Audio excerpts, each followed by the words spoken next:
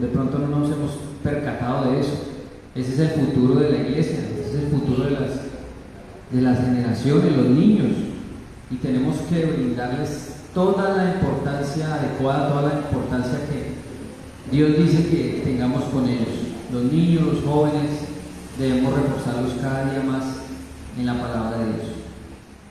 Ahora ya los niños pueden salir con su maestra, que tengan una excelente clase, que Dios les bendiga, que aprendan mucho, que se gocen de esa palabra.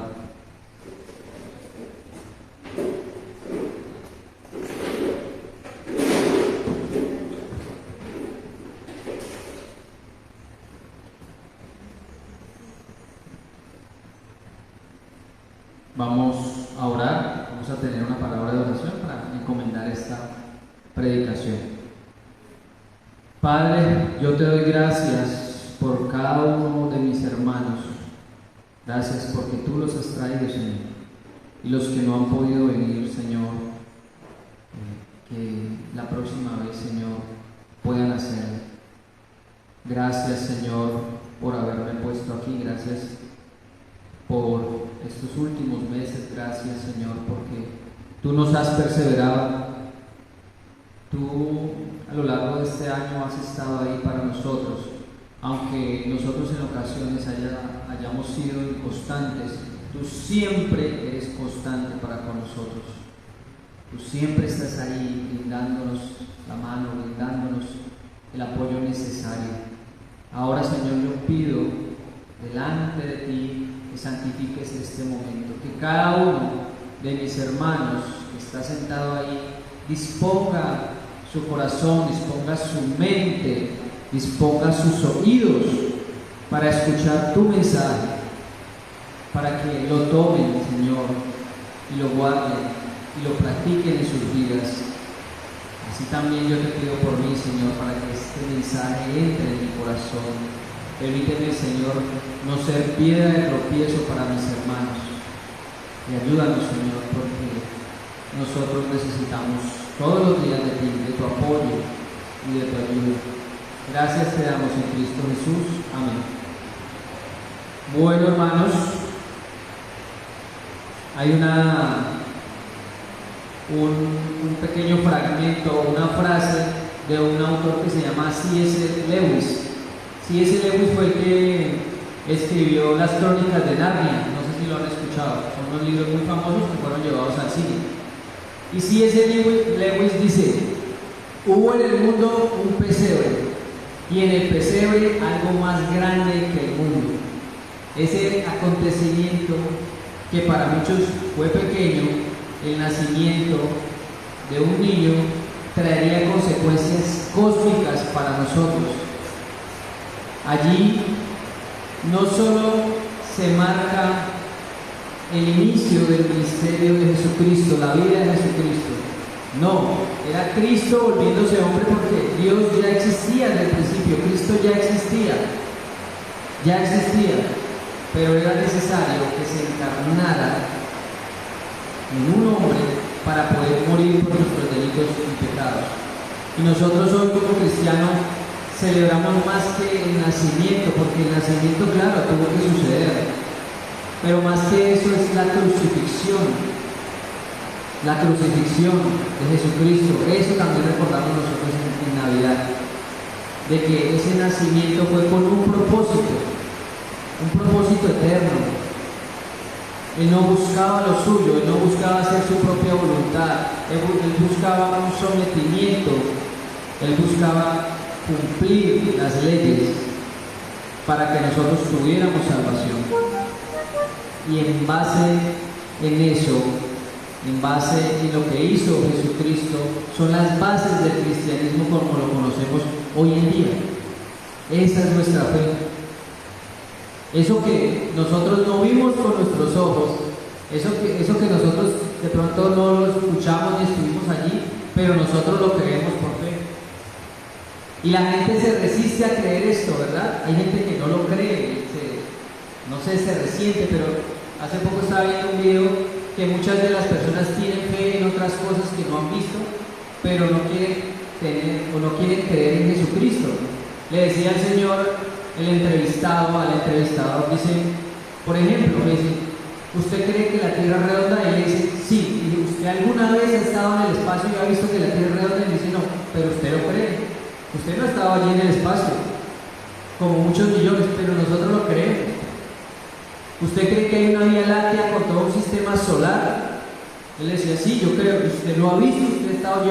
No. O sea, creen en otras cosas, y él decía que el 90% de lo que nosotros creemos no lo hemos visto. Hay muchas cosas que nosotros desconocemos, pero las creemos. Pero no creemos que un día vino al mundo ese Salvador y vivió una vida correcta y murió por nuestros pecados y fue sepultado y resucitó al tercer día y ascendió y está a la diestra del Padre. No pueden creer eso, les es imposible creer esto, y de eso se trata la Navidad, de Cristo. ¿Qué ha hecho Cristo en nuestras vidas? ¿Qué es lo que está haciendo y qué es lo que hará? Porque ahora vamos a ver a un Cristo profetizado, un Cristo que fue profetizado durante miles de años antes. Y los profetas se encargan de irnos dando una revelación progresiva de quién era Cristo. Y no solo nos decía que iban a hacer, no. En esas profecías también vemos que también hablan de un segundo advenimiento. Es decir, ellos no estaban hablando de que iban a ser, de que iban a ser un Dios consejero, admirable, Dios con nosotros. También dice que va a gobernar, dice que no va a haber guerra. Es decir, ya está hablando del segundo advenimiento, no solo del nacimiento. Entonces, todos estos domingos de Adviento, que hoy es el cuarto domingo de Adviento, a propósito, hemos estado hablando de eso, ¿no? Primero, hablamos de estar con los ojos bien abiertos, expectantes, siempre vigilantes, ¿verdad? Luego hemos estado hablando en todos estos domingos de Adviento el gozo que produce Cristo. Luego hablamos también del arrepentimiento, y todo esto gira en torno a esta celebración. Ahora, no quiere decir que solo cuando sea diciembre, solo cuando se celebre comercialmente Navidad, pensemos en estas cosas. No, es para que las meditemos durante todo el año. El Evangelio es para toda nuestra vida. Vamos por favor a Génesis 3:15. Vamos a irnos desde el principio. Ustedes ya conocen este versículo, ya muchos lo hemos oído, lo hemos estudiado, y este versículo, Génesis 3:15, se conoce como el protoevangelio, es decir, es la primera vez que se nombra el Evangelio en la Biblia. Dice Génesis 3:15, vamos a leerlos todos juntos, por favor, a la voz de tres. 1, 2 y 3. Y pondré enemistad entre ti y la mujer, y entre tu simiente y la simiente suya. Esta te herirá en la cabeza y tú le herirás en el calcañar. Ahora, esto me da pie para decir que usted quiere compartirle el Evangelio a una persona. Con este solo versículo lo puede hacer. Aquí está hablando de las consecuencias del pecado, de la caída, y está hablando de un Salvador, y está hablando de la crucifixión, y está hablando de cómo derrotaría al diablo. Entonces, el Evangelio. Este versículo, como les decía, es conocido como el protoevangelio, la primera vez que se comunican las buenas nuevas de salvación. Como bien lo dice la Escritura, el hombre desobedece a Dios, trae delante de Dios el problema, vienen las consecuencias de esa desobediencia, pero Dios en su infinita misericordia, ¿qué hace? Trae consigo mismo la resolución del problema. Yo siempre reitero, nosotros somos los del problema y Dios es la solución de ese problema que nosotros mismos hemos planteado. Generalmente cuando usted trae consigo un problema delante de alguien, o usted es el del problema, pues generalmente uno es el que se dedica a resolverlo, pero en este caso no. Nosotros fuimos los que cometimos pecado, nosotros fuimos los desobedientes, y Él mismo se ofrece como castigo para ese pecado. Es increíble lo maravilloso que es el Evangelio. Él mismo se ofrece para castigar a su Hijo, Él mismo ofreciéndose a sí mismo para pagar la desobediencia que usted y yo tuvimos representados en Adán. Esa es la belleza del Evangelio. El justo por los injustos. El ser humano es el causante de todos los problemas. ¿Cómo se resuelve el problema de desobediencia que tiene el hombre contra Dios? El pecado original que nos heredaron Adán y Eva, ¿cómo se soluciona? La respuesta es Cristo. La simiente de la mujer, Jesucristo. Jesucristo. Aplastaría a la simiente de la serpiente, ¿verdad?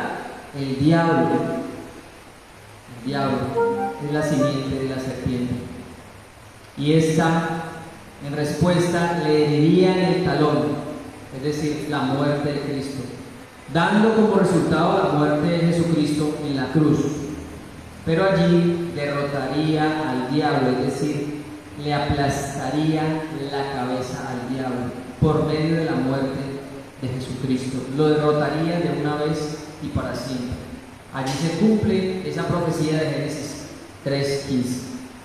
Jesucristo es profetizado por todo el Antiguo Testamento, siendo descubierto poco a poco, es decir, revelándose a sí mismo progresivamente, dando como esbozos o haciéndolos como un dibujo en lápiz. Cuando una persona va a hacer un cuadro, generalmente primero hace un esbozo en lápiz, ¿verdad? Hace el borrador, por donde van a ir las sombras, donde va a ir el dibujo, y luego ya sí plasma la pintura, ¿verdad? El Antiguo Testamento es algo como eso. Primero es el dibujo a lápiz de lo que iba a suceder, y en el Nuevo Testamento ya se plasma en la pintura, ya viene Cristo.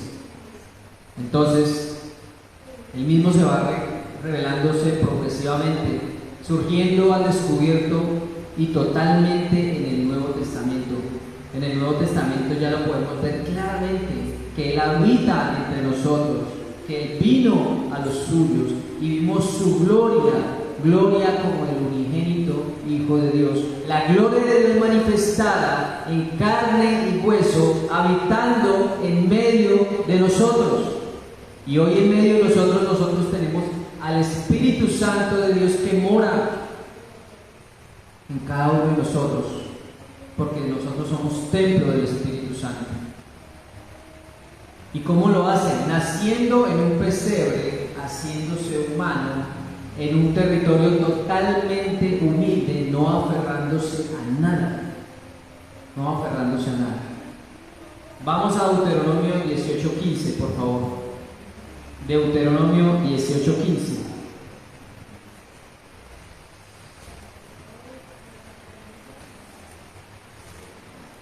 Todavía está ahí en el Pentateuco. Deuteronomio 18:15. Yo lo leo para ustedes, dice así: profeta en medio de ti, de tus hermanos como yo, te levantará Jehová tu Dios, a Él oiréis. Otra vez hablando de Jesucristo, un poco más, ¿verdad? Ya estamos hablando de un profeta, de alguien que traería las buenas nuevas. Ellos conocían el concepto de profeta por Moisés, ¿verdad? Por los profetas que habían anunciado el reino de Dios. Este es un prototipo del profeta que vendría después, el profeta perfecto, enviado, el ungido, el Mesías, el enviado de Dios. Y dice de tus hermanos, es decir, que sería un ser humano, de carne y hueso, en medio de nosotros, anunciando las buenas nuevas del Evangelio. Y a Él que oiréis, a Él escúchenlo, porque Él tiene algo importante que comunicarles. Él trae la salvación, anunciando la salvación, y no solo eso, Él no está anunciando a Jesucristo, no vino solo a anunciar la salvación, Él era la salvación. Él venía anunciando la vida y Él era la vida. Él era el agua de vida. No solo estaba anunciando esas verdades, sino que Él era la verdad. Cristo, una vez más anunciado por Moisés, anunciando el que un día vendría y diciéndole al pueblo que a Él debían oírlo. Al igual esta profecía nos afecta a nosotros. Ya vino ese profeta, caminó en medio de nosotros hace más de 2000 años. Y yo pregunto, ¿a él lo oímos? Porque su voz física se escuchó hace más de 2000 años, pero aún estamos escuchando su voz en medio de nosotros. ¿Usted quiere escuchar la voz de Dios? Lea la Biblia. ¿Usted quiere escuchar un consejo de Dios? Vaya a la palabra. No espere que Dios se le revele en sueños, no espere que Dios se ilumine el cielo y le hable al oído, no. Aquí está la palabra. Y cuando la palabra nos habla, cuando nosotros leemos la palabra, ¿lo escuchamos o lo ignoramos? ¿Hacemos lo que nos dice o no hacemos lo que nos dice? Está ahí la palabra, todavía nos está hablando y aún hay esperanza, como dice el proverbio, aún hay esperanza para todo aquel que está entre los vivos, ¿verdad? Mejor es perro vivo que león muerto. En la condición en que usted se encuentre, todavía tiene la posibilidad de escuchar a Jesucristo por medio de la palabra. Entonces pregunto otra vez, ¿a Él lo oímos? ¿A Él lo oímos? Escuchamos la voz de Dios que nos llama a estar despiertos, a estar arrepentidos, a estar gozosos, como lo hemos visto estos 3 domingos de Adviento. Y hoy, 4º domingo de Adviento, estamos anunciando las buenas nuevas del Evangelio, anunciando ese que aquel día, hace más de 2000 años, nació en este mundo en una condición de total humildad. ¿A Él lo oímos? ¿Lo oímos para tener una vida de obediencia de verdad? ¿O de pronto lo oímos y no queremos obedecer? Hermanos, sus ovejas no solo oyen su voz, también le siguen. Las ovejas oyen la voz del pastor, pero también siguen a ese pastor. Moisés, como les decía, prototipo de Cristo, muchas veces igual en su oficio, ¿verdad? Moisés y Jesús perseguidos al nacer, ¿recuerdan que Moisés también fue perseguido al nacer? Moisés guía a su pueblo por el desierto, Jesús nos guía hacia la patria celestial por medio de este desierto. Ambos renunciaron a la realeza. Recuerdan que Moisés renunció a su realeza egipcia y Jesucristo se despoja de toda majestad.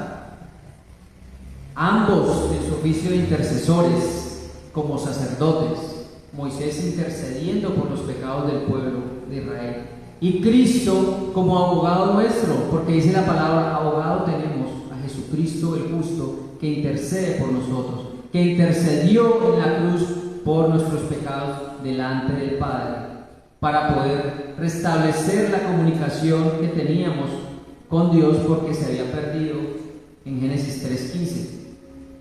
Todo esto es para hablar de Jesucristo, que habría de venir un día. Salmos 68:18, por favor, vamos a Salmos 68:18. Salmos 68:18. Y por favor, el hermano Mauri no lo puede leer. Salmos 68:18. Salmo 68:18, así dice la palabra de Dios. Subiste a lo alto, cautivaste la cautividad, tomaste dones para los hombres y también para los rebeldes, para que habite entre ellos a Dios. Subiste a lo alto, cautivaste la cautividad, tomaste dones para los hombres y también para los rebeldes, para que habite entre ellos Jehová Dios. El Señor ascendería a los cielos para tomar aquella gloria que tuvo desde antes con el Padre. El Señor Jesucristo derrotó al diablo en la cruz y la resurrección lleva consigo el botín de la victoria al cielo. Él libertó a aquellos que estaban encadenados, les dio libertad. Él dice, cautivaste la cautividad. Cautivaste, encerraste la cautividad de cada uno de nosotros. Él la encerró, Él la tomó. Aquellos que el Padre le había entregado en sus manos, el Señor los rescató con su sangre preciosa. Y por si fuera poco, comparte ese triunfo, porque Él comparte su gloria con nosotros. Esa victoria, esa gloria. Como resultado tenemos el Espíritu Santo que habita en nosotros. Y esa es la garantía que nos da que algún día reinaremos con Jesucristo en la eternidad. Qué grandeza hay expresada en la Biblia, hermanos. Y esa grandeza corresponde a su autor, Dios. Allí podemos encontrar innumerables riquezas, innumerables tesoros. Pero a veces no nos damos cuenta de lo que tenemos. A lo mejor nos demos cuenta de lo que tenemos hasta que lo perdamos, como dice el dicho, ¿verdad? No esperemos a perderla. La tenemos al alcance de nuestra mano. Tantas cosas emanan del hecho de que Dios haya nacido y muerto por nosotros. Es decir, hay tantas verdades, hay tantas cosas buenas y el mundo no las quiere ver. Porque muchas veces vemos excesos, vemos borracheras, vemos todo tipo de desórdenes, porque eso es lo que hoy en día inspira al mundo, eso es lo que la Navidad produce en cada uno de los seres de este mundo, produce eso. Ya tienen como ese prototipo, ya tienen eso preestablecido en sus mentes. Escuchan Navidad, empieza a sonar la música, entonces se les viene a la mente el trago, comida, bebida en exceso, consumismo en exceso. Y poco a poco el sentido verdadero que nosotros deberíamos darle, el sentido de que Cristo vino una vez al mundo, de que quiere arreglar las cosas con el hombre, de que tiene un mundo para nosotros, un tesoro para nosotros, una herencia para nosotros. Todas estas cosas no le importan al mundo, las tiene por basura. Hermanos, esta miel que destila la palabra de Dios, para algunos es hiel, para nosotros es dulce, para algunos es dulce, pero para otros es amarga, es una verdad amarga. Dice Isaías 7:14, acompáñenme por favor, yo lo voy a leer para ustedes. Isaías 7:14. Isaías 7:14 dice así: por tanto, el Señor mismo os dará señal. He aquí que la Virgen concebirá y dará a luz un hijo y llamará su nombre Emmanuel, Dios con nosotros. Cristo profetizado a lo largo del Antiguo Testamento poco a poco va tomando forma y poco a poco se va haciendo más realidad. Aunque él ya era desde el principio, como dice Juan, ¿no? Él ya era desde el principio, él ya estaba desde antes. No quiere decir que el día que Cristo nació desde ahí empezó a existir, no, él ya existía. Él es eterno, él es el alfa y el omega. Jesús en medio de su pueblo, Jesús naciendo de una virgen. Este título de Emmanuel solo es conferido a Jesucristo. Profecía que se cumpliría para dar paso al que traería consigo mismo la salvación del pueblo de Dios, el que vendría a someterse a la autoridad del Padre, renunciando a sus derechos de Dios, se despoja de toda majestad, llevando así el castigo justo que era en contra nuestra, para que esa justicia nos fuera consagrada a nosotros con el mero hecho de creer lo que Él hizo, solo con ese mero hecho, y así poder tener entrada expedita y puertas abiertas al cielo. Cuando nosotros creemos en Jesucristo, cuando un pecador se arrepiente, se le abren las puertas del cielo. Esas puertas que estaban cerradas porque su pecado no le permitía entrar al cielo, a restablecer esa comunicación, cuando la ira del Padre no está en contra nuestra, porque Jesucristo se ha encargado de eso, porque creímos en Él, las puertas del cielo se nos abren. Hermanos, ¿qué mayor regalo de Navidad puede hallar el hombre que la salvación de su alma? ¿Hay un regalo más grande que la salvación de su alma? Yo vuelvo y digo, vuelvo y reitero,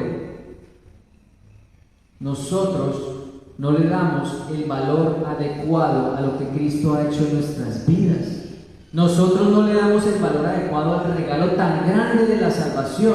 Si le diéramos el valor adecuado a lo que es Jesucristo, a lo que fue Jesucristo y a lo que será Jesucristo, nuestras vidas serían diferentes.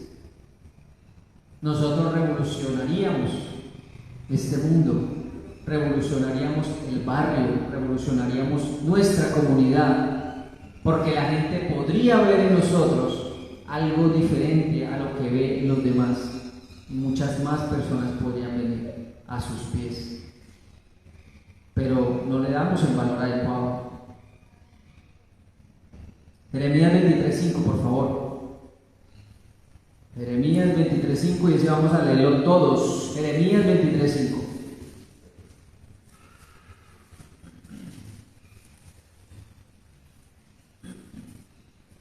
Isaías, Jeremías 23:5.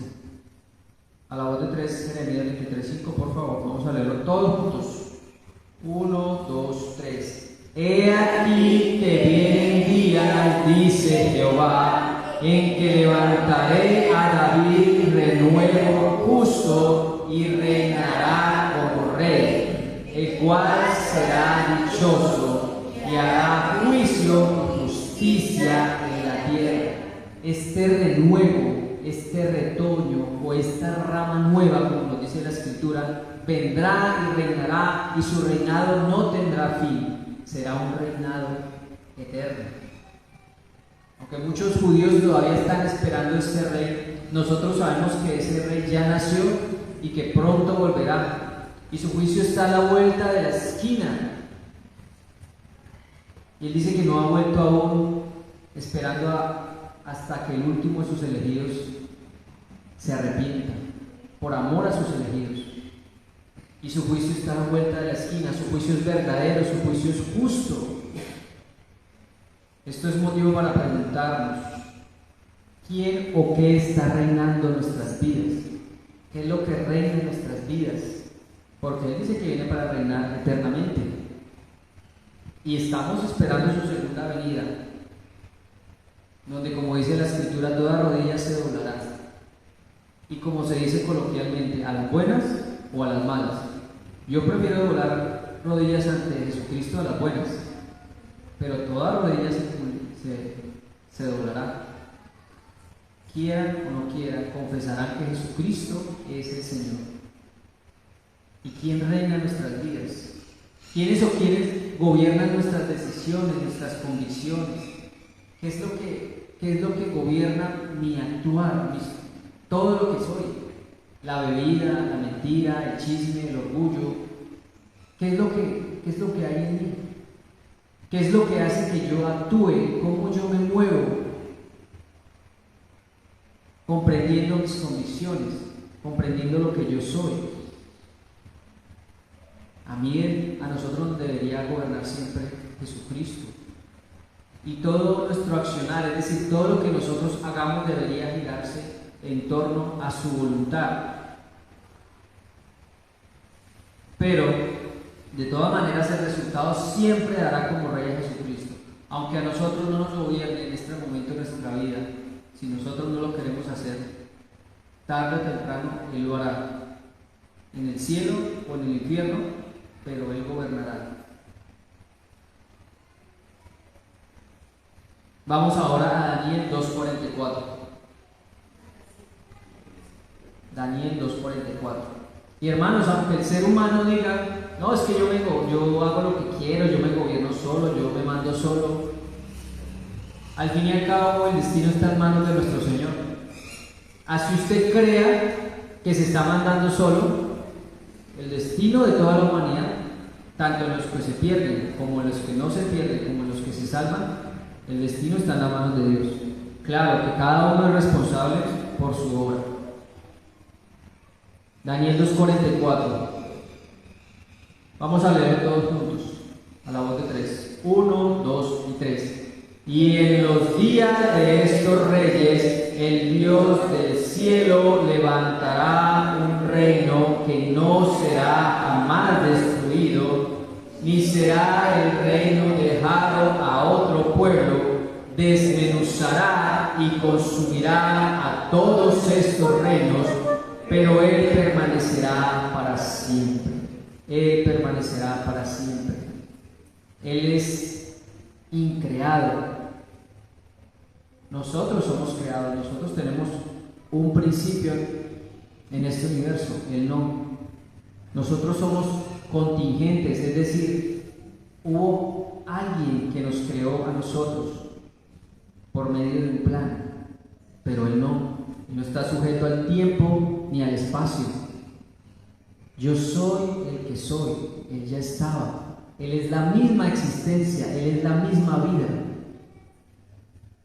El reinado que comenzó no terminará. El reinado de Jesucristo no es de este mundo. ¿Este mundo qué quiere? Cosas materiales. La misma Navidad, como les decía anteriormente, se convirtió en un show de materialismo y consumismo desenfrenado, impulsado por vanidad y ganas de llenar vacíos que solo pueden ser llenados con Cristo Jesús. Muchas veces las personas que tienen muchísimo dinero quieren llenar esos vacíos, pero esos vacíos no van a poder ser llenados con todo el dinero del mundo. No lo van a poder ser. Cristo es el único que lo llena todo en todo. Cuando Él gobierna su vida en todos los aspectos de ella misma, en todas sus decisiones, va a haber algo diferente, va a notar algo diferente en usted. Del resto no va a ser posible. Ese reinado, como les decía, no es de este mundo.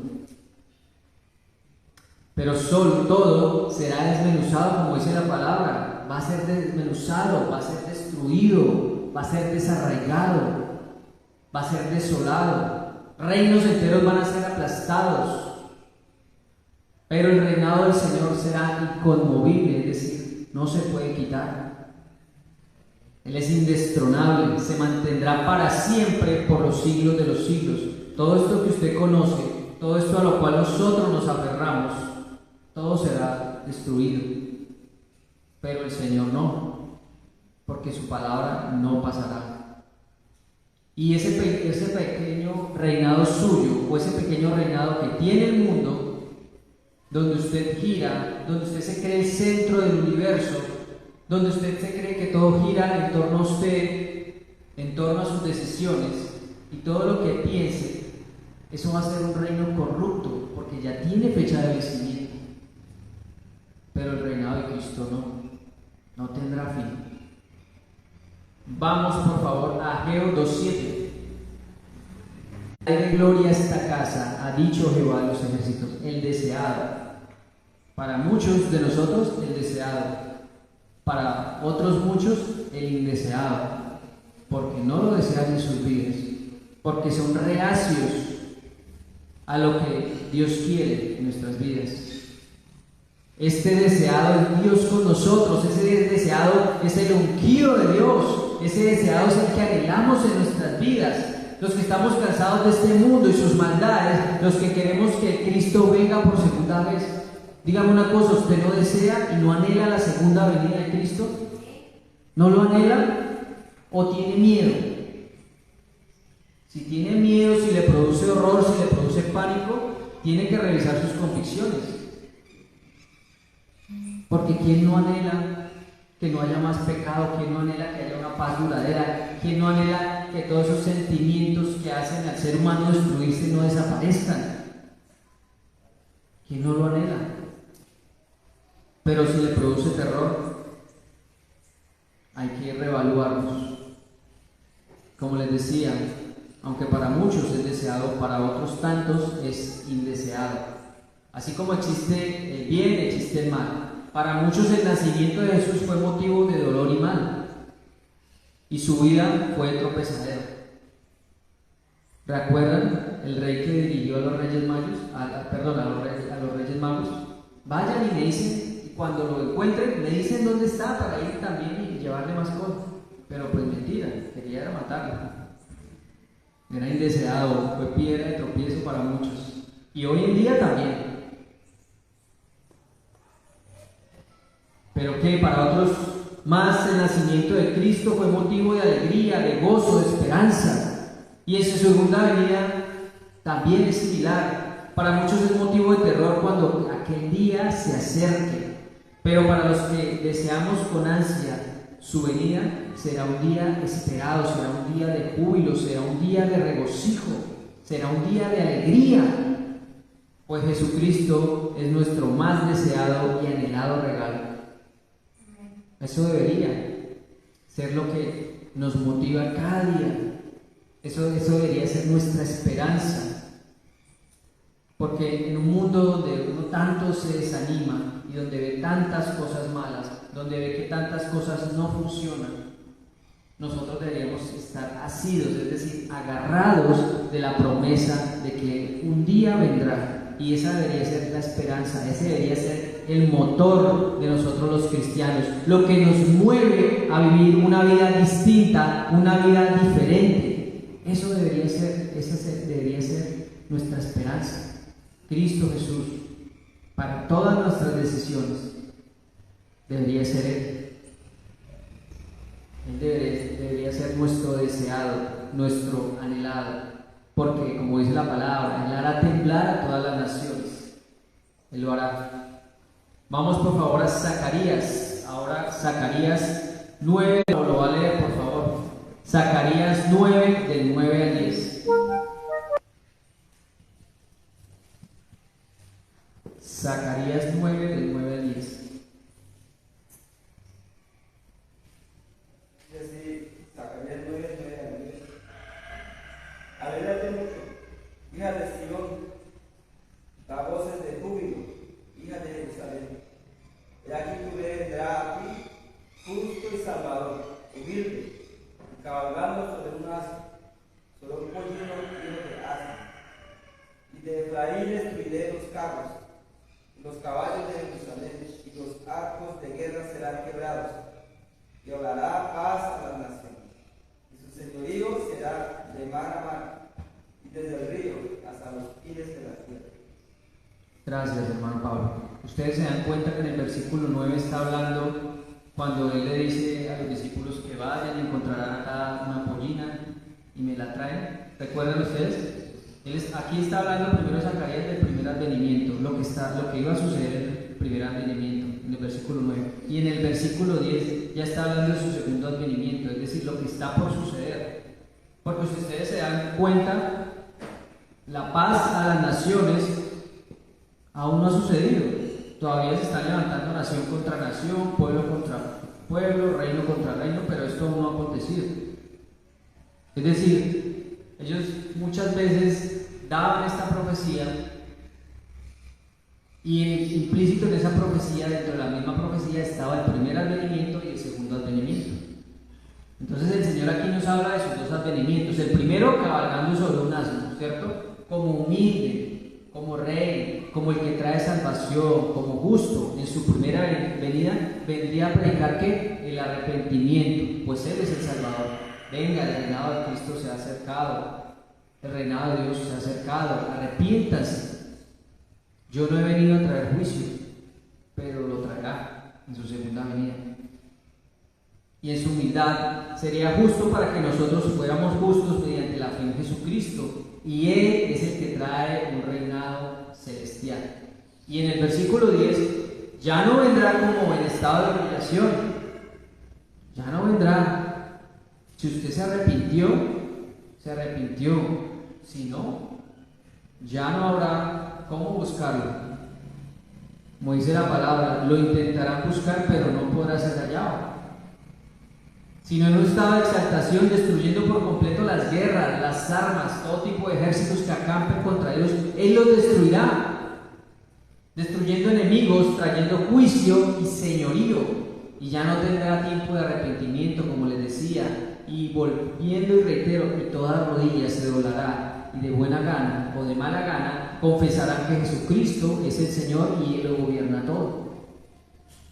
Es diferente. En su segundo advenimiento, ya no va a volver a nacer en un pesebre, ya no será en una parte remota que muchos no sepan, porque su segunda venida dice: todo ojo le verá, y todos sabrán que hay un juicio, que hay un rey, y ese es el rey que nosotros esperamos, ese es el rey que nosotros predicamos. Jesucristo no se quedó en pañales siendo un niño. El niño Jesús no, ya no es un niño. Claro, tuvo que acontecer ese evento en la historia, porque siendo ser humano tendría que nacer como un niño, crecer, aprender la obediencia, vivir una vida recta y morir en la cruz. Tenía que acontecer. Pero Él quiere que se le recuerde por su crucifixión, por su muerte. Que les enseñemos a otros qué fue lo que Él hizo en su vida adulta. Que le enseñemos a otros el Evangelio de Cristo, la muerte en la cruz. ¿Para qué la muerte de la cruz? ¿Por qué tuvo que acontecer la muerte en la cruz? ¿Qué es el pecado? ¿Quién es Jesús? ¿Quién es Dios? Él lo gobierna todo. Y Él va a traer una paz, pero una paz verdadera. No como el mundo la da. No como muchos prometen. No, es que yo voy a traer la paz verdadera, una paz duradera. Eso es mentira. Eso es mentira. Eso no puede existir. Si Dios no gobierna cada uno de los corazones, si el Señor no es el Señor y Salvador de cada uno de nosotros, no puede ser.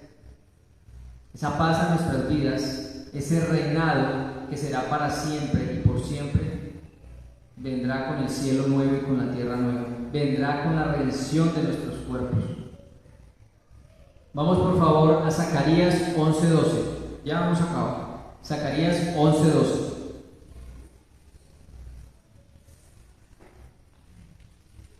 Zacarías 11:12 dice así, yo lo leo para ustedes, dice: y les dije, si os parece bien, dadme mi salario, y si no, dejadlo. Y pesaron por mi salario 30 piezas de plata. ¿Qué se les vino a ustedes con las 30 piezas de plata? ¿Ustedes se acuerdan? La cantidad con la que vendió Judas al Señor eran 30 piezas de plata. ¿Y a qué hace alusión de esto? ¿Y por qué estamos hablando de esto? Porque estamos hablando del Cristo profetizado, no solo de su nacimiento, sino de todo lo que es, de toda su identidad y de todo lo que haría, incluyendo su segunda venida.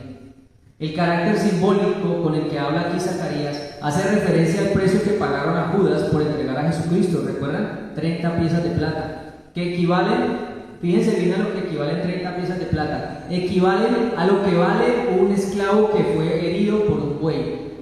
Eso valía, es decir, no valía nada. Ese es el valor que tuvo Jesús para los fariseos, o el precio de un esclavo muriéndose. Eso fue lo que le pagaron a Judas. Ese fue el valor que le dieron. Ese fue el valor que le dieron. Un esclavo, pero ni siquiera un esclavo sano, un esclavo ya muriéndose.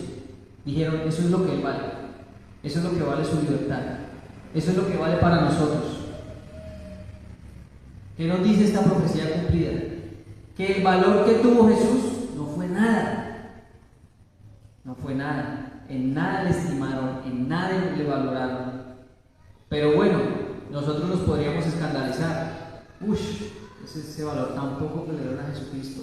Pobrecito. Qué fariseos tan malos, ¿verdad? Pero ¿qué valor le da usted a Jesucristo en su vida?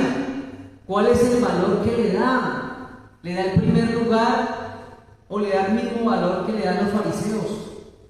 ¿Cuál es el valor para la humanidad? ¿Cuál es el valor que se le ha venido dando? Y poco a poco se ha ido degradando lo que es la figura de Cristo en nuestras vidas. No hay ningún tipo de valor. No hay un valor adecuado. Y no estoy hablando de un precio. Precio es diferente a valor. Porque precio incluye algo pecuniario, es decir, algo de dinero. El valor no. El valor es cuánta estima usted tiene a Jesucristo. Por eso se le dice que hay cosas que no tienen valor. Por eso dicen que hay cosas que, por ejemplo, ustedes dicen, no, yo esto, por ejemplo, le dicen, no, véndame tal cosa. No, yo no lo vendo porque eso tiene un valor sentimental para mí. Es decir, no tiene precio. Para ellos tuvo un precio. Pero ¿qué valor tiene el Señor Jesucristo para mi vida? ¿Qué valor le doy yo? ¿Qué pongo delante de Él? ¿Qué es lo que pongo delante de Él? ¿Y qué es lo que interrumpe mi buena comunicación con Él? Mi comunión con Él. ¿Qué valor se le da al nacimiento de Jesús hoy en día? ¿Qué valor se le da a la vida de Jesucristo? ¿Qué valor se le da a la crucifixión de Jesucristo? El valor está por el suelo, por el piso, porque la gente no cree que Él haya hecho eso. Y si lo cree, no le da el valor adecuado, el valor que se merece. ¿Qué valor le damos a su segunda venida? ¿Nos importa acaso? ¿Ustedes creen que al mundo le importa la segunda venida de Cristo? No, no vale nada. No vale nada. Ha perdido protagonismo. Y poco a poco, con esas sutilezas, ha ido perdiendo protagonismo. Estábamos hablando con un hermano, con una hermana, de que nuestros abuelos al menos decían el niño Dios llegó, o hablaban del niño Dios, al menos. Yo recuerdo cuando era niño, era muy raro que nombraran a Papá Noel. Ahora es distinto, ahora que niño Jesús ni que nada, ahora es el Papá Noel. ¿Qué le trajo Papá Noel? ¿Qué han desplazado la figura poco a poco? Y si ustedes se dan cuenta, la figura de Papá Noel es una figura hasta bonita, amigable, ¿cierto? Viejito con barba, gordito, rosadito, ay, qué bonito, ¿verdad? ¿Cierto? Entonces, el diablo se presenta muchas veces así, como tan bonito, ¿no? Yo no le veo nada de malo, está bonito, ¿verdad? Pero esa figura, ese pensamiento se ha ido implantando en cada día más en nosotros, y nosotros se lo estamos implantando a nuestros niños. La figura del Papá Noel es solo un ejemplo, hermanos, es solo un ejemplo. Es para nosotros, o para darles a entender de que no le damos el valor adecuado, de que no meditamos en estas cosas, y de que nuestros hijos no nos ven meditar en estas cosas, entonces ellos tampoco lo van a hacer. Pero si nosotros le damos el valor adecuado a las cosas de Dios, hablamos de las cosas de Dios, nos dejamos dirigir por las cosas de Dios, Dios gobierna nuestra vida, nuestros niños van a ser diferentes. Van a ser diferentes porque van a ver algo diferente en nosotros. Van a decir, mi padre, mi madre me enseñaron el valor que tiene Jesucristo en mi vida. Está esa semilla del Evangelio plantada. Vamos por favor a Lucas 1:31, el 32 y el 33. Lucas 31 al 33. Vamos a leerlo todos juntos, por favor. Ya vamos a acabar. Lucas 1, 31, 32 y 33. ¿Lo tienen? Repito, Lucas 1, el 31, 32 y 33. Dice así la palabra de Dios, todos juntos a la voz de 3, 1, 2 y 3. Y ahora concebirás en tu vientre y darás a luz un hijo y llamarás su nombre Jesús. Este será grande y será llamado Hijo del Altísimo, y el Señor Dios le dará el trono de David su padre, y reinará sobre la casa de Jacob para siempre, y su reino no tendrá fin. Siempre habla de que el reinado de Cristo no tendrá fin, de que el reinado de Cristo será eterno. Hermanos, este Cristo revelándose a través del Antiguo Testamento ha sido descrito claramente en el Nuevo Testamento. Claramente. Él será grande entre todas las naciones, Él es el Hijo de Dios, es el ungido, es el Mesías prometido, es el Rey, es el gran sumo sacerdote, es el profeta. Él es Jesucristo. Él reinará para siempre, en todos y para todos. ¿Ustedes han visto la figura de la gente que habla, o lo que nos presentan los programas donde envían a la gente al infierno y muestran a Satanás allá reinando en el infierno? ¿Sí lo han visto o no? Siempre, ¿cierto? Ay, él es el jefe acá. Él también va a ser allá encadenado y él va a ser encarcelado. Dios también va a gobernar en el infierno. Eso no es así. ¿Sí ve cómo el mundo entero nos va presentando esas sutilezas y va cambiando nuestras ideas y va cambiando nuestros ideales para irle quitando protagonismo al Rey, a Jesucristo?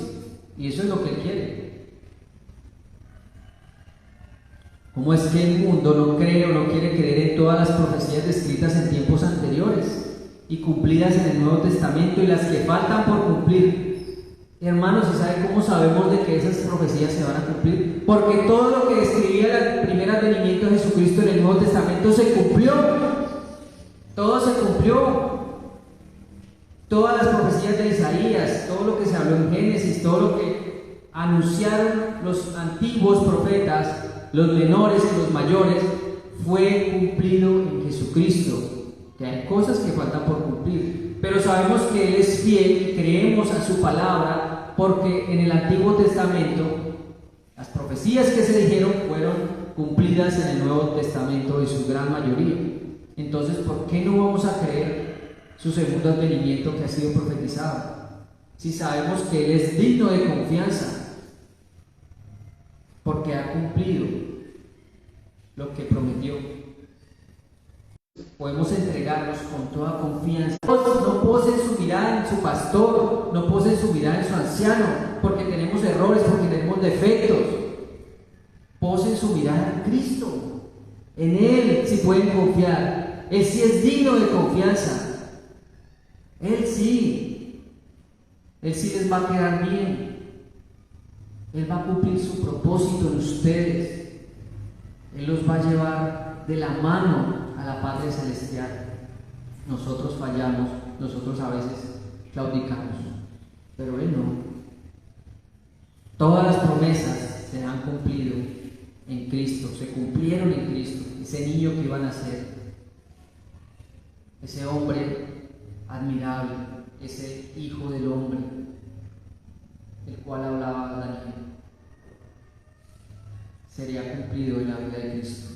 Entonces, ¿cómo no creer en esto? El que había de nacer nació tal cual como fue profetizado y de igual manera cumplido. No lo busquen, Mateo 2:11. Y al entrar en la casa vieron al niño con su madre María, y postrándose lo adoraron, y abriendo sus tesoros le ofrecieron presentes: oro, incienso y mirra. El Señor Jesucristo nació como un ser humano, es verdad, vivió como un ser humano y murió como un ser humano, pero fue adorado desde su nacimiento como Dios.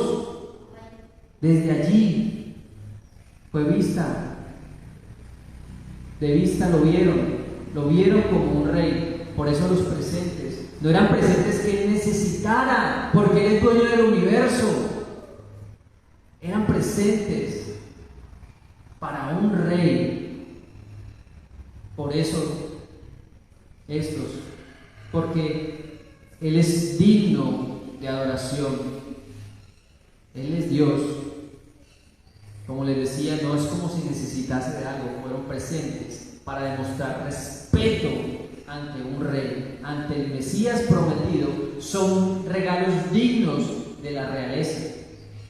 Y el que es digno de adoración y exaltación es digno de nuestra confianza. Y podemos depositar toda nuestra dependencia en Él, como les decía.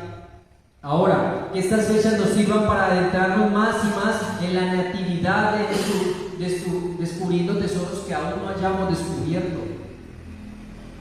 que aún no hayamos visto.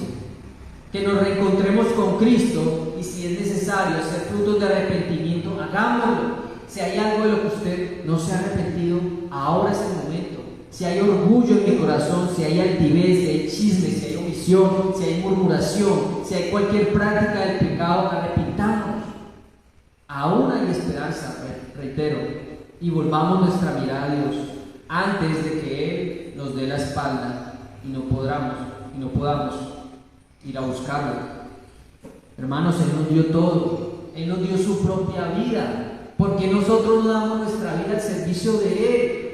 ¿Por qué no gastamos nuestro tiempo en Él? ¿Por qué esa renuencia nuestra a buscarlo, para adorarlo?